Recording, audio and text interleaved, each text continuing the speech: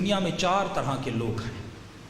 ایک وہ ہیں جو اچھے ہیں لیکن اچھائی کرنے میں بھی برے ہیں تو اچھے لیکن اچھائی کرنے میں بھی برے ہیں. مثال کے طور پہ آپ ایک مومن سے قرضہ لینے گئے, اس نے پیسے تو دیے آپ کو, لیکن آپ کو اتنے تانے دیے کہ آپ نے کہا پھر کبھی مر بھی جاؤں میں اس سے قرضہ نہیں لوں گا.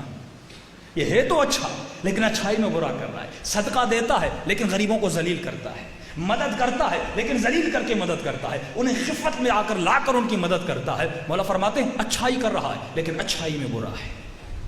دوسرا طبقہ وہ ہے جو اچھا ہے لیکن اپنی اچھائی میں اعلیٰ ترین ہے, جیسے علی مرتضیٰ تھے. راتوں کو غریبوں میں میرے مولا کھانا تقسیم کرتے ہیں. یہ عجیب بات ہے نا, اتنے سال سے 25 سال سے علی یتیموں کو کھانا دے رہے ہیں, یتیموں کو پتہ تک نہ چلا دینے والا کون ہے. 3 راتیں گزری, جب دروازے پہ کھانا نہیں آیا پھر یتیموں کو پتہ چلا رات کے اندھیروں میں کھانا دینے والا ہمارا مولا علی مرتضیٰ تھا. فقیر ہے, مولا اپنے ہاتھوں سے کھانا کھلاتے ہیں, کبھی اس کا سر دباتے ہیں, کبھی اس کے بازو دباتے ہیں. 3 دن گزر گئے, رو کے کہتا ہے میرا دوست کہاں ہے. حسن نے کہا کون سا دوست؟ کا روزانہ آتا تھا, اپنے ہاتھوں سے کھانا کھلاتا تھا, یہ نابینا تھا دیکھ نہیں سکتا تھا, اپنے ہاتھوں سے سر دباتا تھا, جب تک مجھے نیند نہیں آتی تھی تب تک نہیں جاتا تھا. بہت پوچھا تو کون ہے؟ کہتا ہے نام جان کے کیا کرو گے, بس اتنا جان لو تو میرا دوست ہے, میں تیرا دوست. یہ ہے اچھائی سے اچھائی کرنا. ایک شخص مدینے میں آیا, لوگوں سے پوچھا اس مدینے میں سب سے بڑے کریم کا گھر کہاں ہے؟ ورنہ کریم تو اہل بیت میں حسن ابن علی تھے, مولا شہید ہو چکے تھے. لوگوں نے کہا حسین کے گھر چلا جا, یہ کریم گھرانہ ہے. کہتا ہے میں اس گھر پہ آیا, دروازے پہ دستک دی, امام حسین باہر نکلے. اس نے مولا کی فضیلت میں شعر پڑھنا شروع کیے.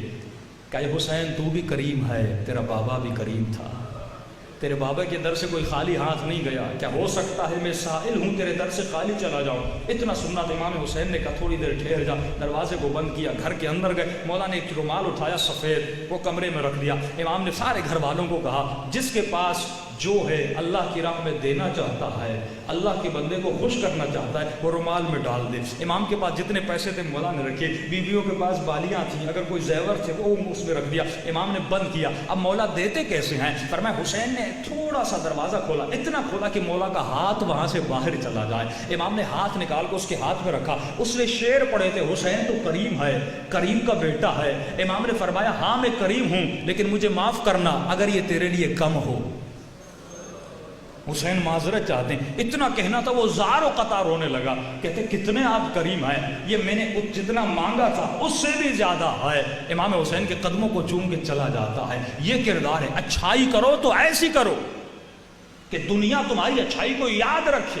ایران کے بہت بڑے عالم دین تھے, ان کے گھر میں ایک چور چوری کرنے آیا. گھر کے اندر گیا. قبلہ صاحب کا گھر بہت سادہ سا گھر تھا, بہت عارف باللہ تھا, جو اپنے کردار کے ذریعے سے لوگوں کو تبدیل کرتے تھے. کچھ نہیں ملا گھر میں. چور نے ایک قالیچہ تھا, وہ اٹھا کے لپیٹ کے اپنے بغل میں ڈال کے گھر سے نکلنے لگا. کہ جیسے دروازے سے نکلنے لگا مولانا صاحب بھی تشریف فرما ہو گئے. جیسے چور کو دیکھا فرمایا السلام علیکم, آپ پر میرا سلام ہو.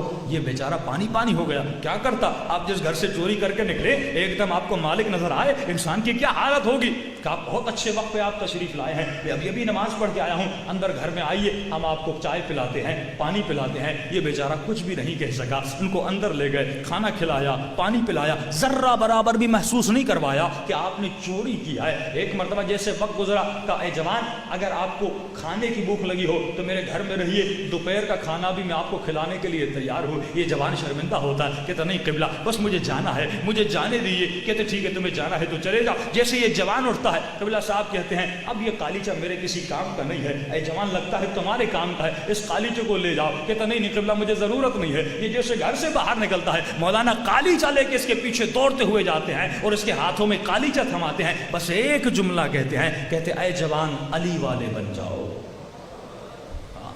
علی کے کردار پر چلنا شروع کر دو. یہ وہ کردار ہے جو انسان کی نیکیوں کو بڑھاتا ہے. فرمایا اس دن کے بعد یہ چور ایسا مرید بنا, ایسا متقی بنا کہ روزانہ ان علامہ صاحب کے دروازے پر آتا تھا. اس سے بڑا شہر میں کوئی متقی بن نہیں سکا. بولا فرماتے اچھائی کرو تو ایسی کرو دنیا یاد کرے. 2 گروہ ہو گئے, ایک اچھائی کرتے ہیں لیکن تانے دینے والی اچھائی. دو اچھائی کرتے ہیں ایسی اچھائی جیسا اچھائی کا حق ہے. تیسرا گروہ وہ ہے جو برائی کرتا ہے, معمولی سی برائی کرتا ہے, جیسے چور چوری کرتا ہے, یہ ایک معمولی سی برائی کرتا ہے. مولا فرماتے ہیں چوتھا گروہ وہ ہے جن پر اللہ کی لعنت ہے, اشد اللعن ہے. وہ کون ہے؟ جو برائی کرتے ہیں لیکن بدترین برائی کرتے ہیں. کیسی برائی؟ عاشور کا دن ہے, ایک ملعون آتا ہے جب خیموں کو لوٹا جا رہا تھا. دیکھیے برائی کرنے کا بھی طریقہ ہوتا ہے. کربلا میں ایسی برائیاں کی گئیں کہ آپ کے تصور سے باہر آئے. فرمایا یہ ملعون آتا ہے, امام حسین کا جسم پڑا تھا, سب لوگ غارت کر رہے تھے, کوئی خیموں کو لوٹ رہا تھا, کوئی شہیدوں کے جسموں کو کپڑوں کو لوٹ رہا تھا. اس کی نگاہ امام کی انگوٹھی پہ پڑ گئی. اس نے اتنا بھی صبر نہ کیا کہ انگوٹھی اتارے. اس نے کہا اگر اتارنے پہ لگ جاؤں گا وقت نکل جائے گا, سارے خیمے لوٹ لیے جائیں گے, پھر میں کیا لوٹوں گا. اس نے جلدی سے میرے آقا کی انگلی کو کاٹ دیا. یعنی برائی کی, لیکن ایسی برائی کی کہ اہل بیت کے سینوں پہ زخم چھوڑا. یہ جملہ یاد رکھیے. فرمایا اگر لشکر یزید چاہتا تو ودن 10-15 یا 1 گھنٹہ یا 2 گھنٹہ یا زیادہ سے زیادہ 3 گھنٹے میں سارے شہداء کو شہید کر دیتا. وجہ کیا تھی؟ ایک ایک کو شہید کیا. کہ ایک ہجوم کرتے سب کو شہید کر دیتے, لیکن وجہ کیا تھی؟ ایک ایک شہید آتا ہے اس کو شہید کرتے ہیں. فرمایا وجہ یہ تھی یہ حسین کو تکلیف دینا چاہتے تھے کہ حسین ابن علی کی نگاہوں کے سامنے ایک ایک کو شہید کیا جائے اور آخر میں میرے مولا کو تک و تنہا کر کے شہید کیا جائے. فرمایا بد ہے, بدی کر رہا ہے, لیکن ایسی بدی کر رہا ہے کہ اس سے بڑا کوئی بدتر نہیں. اسی لیے امام فرماتے ہیں اگر تقویٰ کے اعلیٰ ترین مقام پہ پہنچ جاؤ تو یہ بات یاد رکھنا, جب تو اس مقام سے گرے گا اگر تکبر اور عجب میں آئے گا تو اے مومن ایسا گرے گا تم نے تصور نہیں کیا.